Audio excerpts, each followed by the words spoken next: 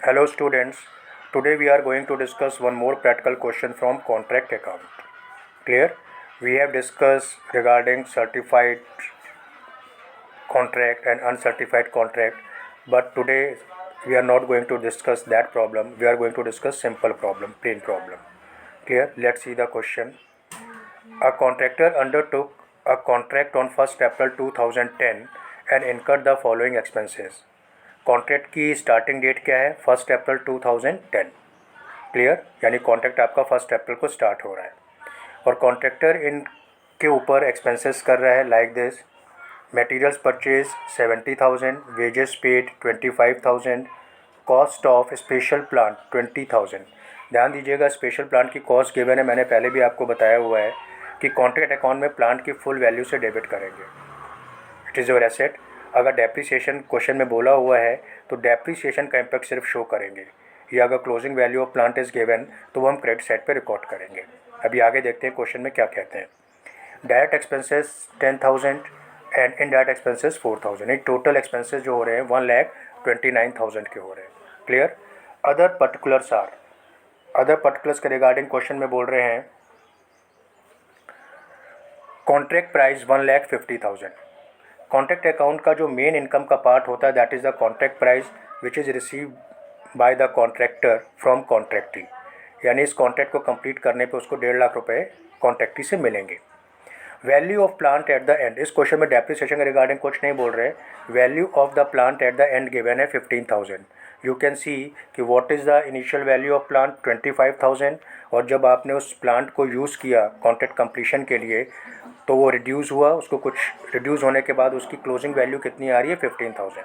तो what we will do, तो 25 minus 15 यानी कि इस पूरे कॉन्ट्रैक्ट को कंप्लीट करने में हमने प्लांट का कंजम्पशन 10,000 रुपीज़ का किया. तो ऑलवेज़ रिमेंबर कॉन्ट्रैक्ट अकाउंट में हमें कंजम्पशन वैल्यू डालनी होती है. तो हम क्या करेंगे, 25,000 से पहले डेबिट साइड पे रिकॉर्ड करेंगे प्लांट की फुल वैल्यू और फिर क्लोजिंग वैल्यू ऑफ प्लांट की 15,000 क्रेडिट साइड पे रिकॉर्ड करेंगे. तो इनका net impact 25 minus 15 automatic 10,000 debit side पे रिफ्लेक्ट हो जाएगा. Clear students? After that materials return to stores ₹4,000. जितना भी मटेरियल आपने परचेज़ किया था या इशू हुआ था वो पूरा मटेरियल इस कॉन्ट्रैक्ट को कंप्लीट करने में नहीं लगा. कुछ मटेरियल बच गया. जो बचा हुआ मटेरियल था वो आपने क्या किया, स्टोर को यानी हेड ऑफिस को वापस करा. तो this 4,000 will not use in your contract.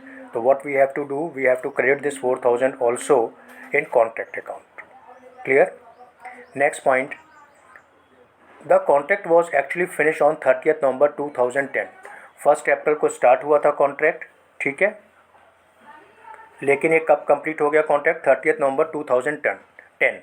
But the contract could not be considered as completed until the maintenance period of 6 months. लेकिन ये बोल रहे हैं कि कॉन्ट्रैक्ट तब तक कंप्लीट नहीं माना जाएगा जब तक कि उसका मेंटेनेंस पीरियड 6 मंथ्स कंप्लीट नहीं हो जाता है. और इस 6 मंथ्स में, और ये 6 मंथ्स कब एक्सपायर कर रहा है? एज ऑन 31 मई 2011. यानी नवंबर की बजाय 31 मई 2011 को आपका कॉन्ट्रैक्ट कंप्लीट माना जाएगा inclusive of 6 months of maintenance period. The cost of maintenance is estimated to be ₹6,000. तो अब इस क्वेश्चन में ये नई बात है. अगर सिंपल क्वेश्चन होता तो हम सिर्फ ऊपर के एक्सपेंसेस को रिकॉर्ड कर लेते हैं, लेकिन इसमें क्लॉज मेंटेनेंस पीरियड का भी शामिल है. तो आपको इस मेंटेनेंस पीरियड की कॉस्ट को भी अपने कॉन्ट्रैक्ट अकाउंट में एक्सपेंस साइड पर रिकॉर्ड करना होगा. दैट मीन्स डेबिट साइड पर. Prepare contract account. I hope कि क्वेश्चन आपको समझ में आ गया होगा. Let's see the solution.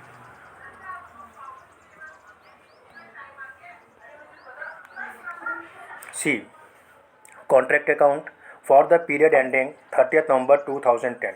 इसमें हम पीरियड वही लिख रहे हैं जो कि क्वेश्चन में गिवन है, जो कि आपका कॉन्ट्रैक्ट में मेंशन था. हम इसको एक्सटेंड नहीं कर रहे. एक्सटेंड पीरियड आपका मेंटेनेंस पीरियड था, but contract period is only up to 30 November 2010. Very first what we have to do, we will debit all the expenses. तो वेरी फर्स्ट आपको पता है कि 2 कॉलम बनेंगे, particular just like a ledger and amount. Very first to material purchase 70,000 which is given in the question. Wages कितना spend करा आपने? 25,000. Plant की कॉस्ट 20,000 स्पेशल प्लांट, ठीक है. Then direct expenses 10,000 and then indirect expenses 4,000. ये सारी information question में as an expense की फॉर्म में गिवन थी, जो कि मैंने डेबिट साइड पे रिकॉर्ड कर ली.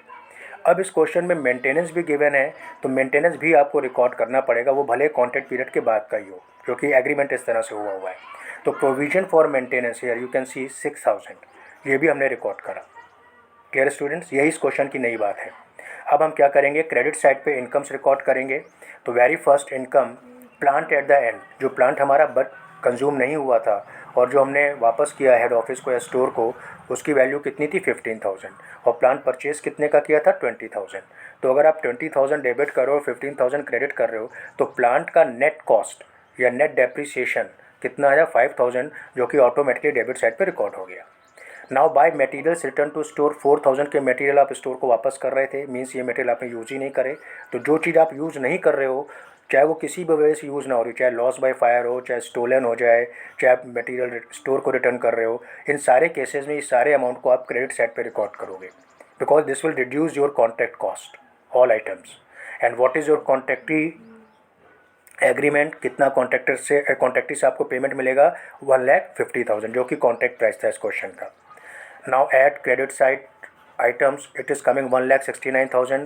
Put this figure here 1,69,000 and then make the total of all the expenses. Here you will get balancing figure 34,000, और ये बैलेंसिंग फिगर प्रॉफिट होगी, क्यों? क्योंकि income is more than your expenses, और इस 34,000 को आपने कहाँ ट्रांसफ़र कर दिया, profit and loss account. Clear? अगर ये बैलेंसिंग फिगर डेबिट साइड पे आ रही होती, इस साइड पर आ रही होती, तो ये आपका लॉस होता। क्लियर? लेकिन चूंकि ये इनकम ज़्यादा है, एक्सपेंसेस कम है, तो ये आपका प्रॉफिट होगा। आई होप कि आपको ये क्लियर हो गया होगा students. That's all for today.